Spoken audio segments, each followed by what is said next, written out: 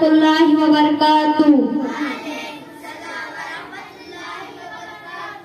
عزت پاک جناب صدر محفل، منتظمین مکتب امامیہ اور حاضرین محفل، السلام علیکم ورحمۃ اللہ وبرکاتہ۔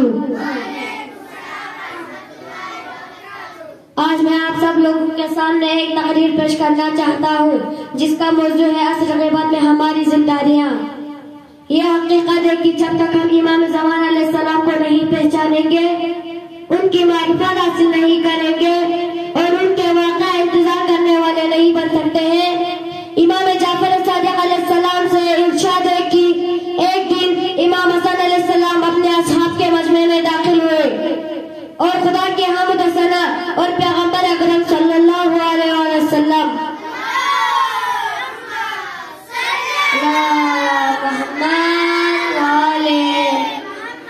پر درود و سلام بھیجنے کے بعد فرمایا، اے لوگوں، خداوند عالم نے بندوں کو صرف اس لیے پیدا کیا ہے کہ اس کی معرفت حاصل کرے، اور جب اس کی معرفت حاصل کرے تو اس کی عبادت کرے، اور جب اس کی عبادت کرے تو اس کی غیر کی عبادت سے بے نیاز ہو جائے۔ ایک شاگرد نے عرض کیا، اے فرزند رسول، میرے ماں باپ آپ پر قربان ہو جائے، اللہ کی معرفت سے کیا مراد ہے؟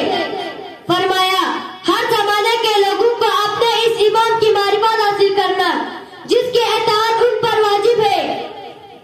اسی طرح رسول خدا صلی اللہ علیہ وسلم نے فرمایا، جو شخص اپنے زمانے کی امام کی معرفت حاصل کیے بغیر مر جائے تو جہالت کی موت مرا ہے۔ انتظار فرض عصر غیبت میں مومنوں کا ایک فرائض یہ بھی ہے کہ اپنے امام کا شدت سے انتظار کرے۔ اسی طرح رسول خدا صلی اللہ علیہ وسلم نے فرمایا، میرے امت کا بہترین اعمال انتظار فرض ہے۔ اسلام